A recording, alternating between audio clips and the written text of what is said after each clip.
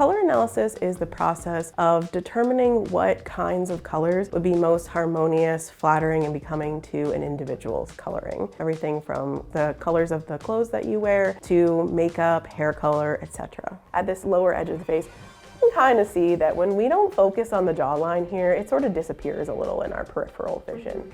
And by contrast, when we look at the face in black, we can see that edge of the face much clearer. I think the biggest driver of this trend right now is the younger generation, Gen Z. They seem really interested in building a sustainable wardrobe. They still want to have a personal style and have clothes that they love, but they're also really interested in buying things that they're going to want to keep for a long time. Winter on top here, summer on the bottom. Color analysis has a certain kind of magic to it. Because there's so many optical illusions involved when it comes to color, it does feel like we're doing some kind of magic trick when we change from one drape to the next and see the client's appearance completely change.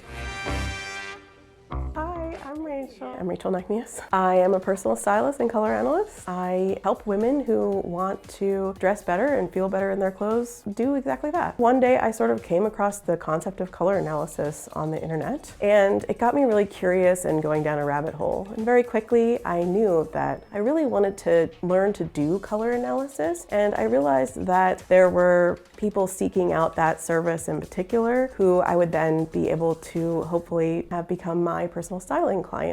I find that the skin tone to me here is just a little too sallow. Colors have different qualities. They have different properties. Some colors may be warm or cool, light or dark, bright or soft. And people have different color qualities. And colors have harmony when their color qualities match. And so when we match up people and their color qualities to colors that have similar qualities, we get a really healthy, flattering, and becoming overall appearance. Here the face feels, colorful, healthy, and vibrant. A color season is sort of a poetic name for a harmonic group of colors that share certain properties. And they're named after the seasons of the year because of the relationship between the colors in each of the group and nature at that time of the year. We determine the person's season by the draping process. Essentially, we are comparing many fabric colors to one another in order to see what happens next to that person's coloring. The main season categories are the 4 seasons of the year: winter, summer, spring, and autumn.